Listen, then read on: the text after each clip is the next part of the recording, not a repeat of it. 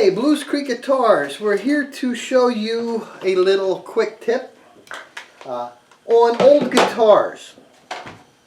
Obviously, loose braces are a concern. And how can you tell if you have loose or cracked braces? Well, obviously, this would be in a box. So, I use, these are wonderful tools. They're from Pampered Chef. It's a 1-inch icing knife. They are indispensable. These are palette knives. They are also very handy. So generally what I'll do is I'll get in the hole with my inspection mirror and I can take a look in and I can angle that so that I can see my different braces. Now I have a number of different lamps. My favorite little light that I use is these little flashlights. People, I know we often put these in guitar kits, but you can see they're nice little bright light. So I can work in the sound hole with my mirror. So what am I looking for? Well, the first thing I'm going to do, I'll tap on the top, and obviously you know that this is cracked, but you can hear that slappy sound. That's usually a good warning sign. So the next thing I'm going to do is I'm going to reach inside the sound hole with my little tool, and then I can get in here and I can start probing. And obviously, if you hear that, that's telling me I got a problem. Now obviously I could see this through the sound hole, but what I can't see through the sound hole is that. So I'm just taking my taking that and I can work that in so I know where I got loose braces, and that's how I know where my loose braces are. It is something that you want to know, especially when you're dealing with old vintage guitars. Obviously, you can tell that this had some problems, was not really well taken care of, but that is what I do. I reach inside here and just pick and probe, and you'll find, with a little experience, you'll be able to find where this stuff is at. Now, obviously, because it's split, you know where, but that is what you do. Not rocket science, it's just experience. So once you learn how to get that feel for that, that's how you do it.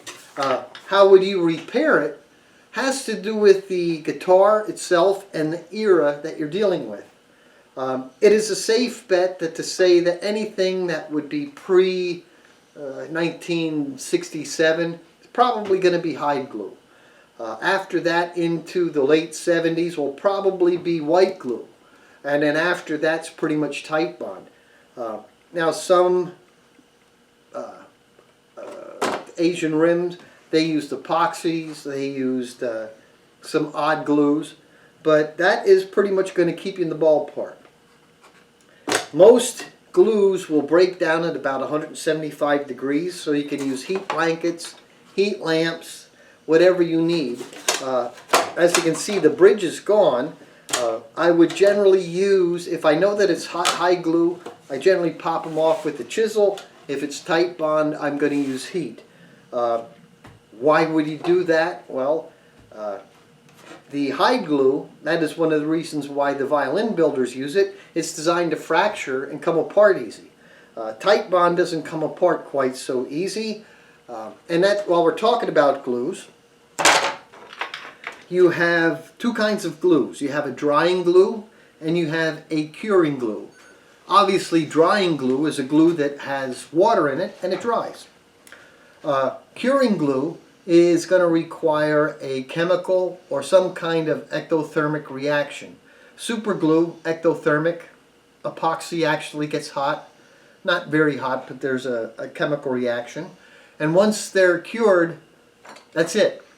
They'll never become glue again.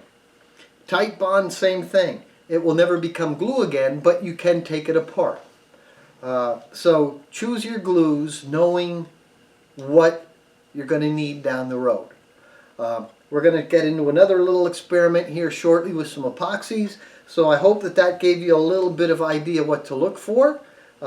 These are just handy little devices. You can also use these for re-gluing.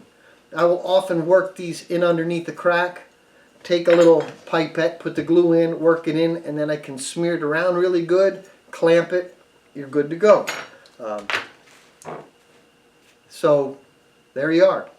Take a look at the glues. When in doubt, do a test fit. You'll learn a lot.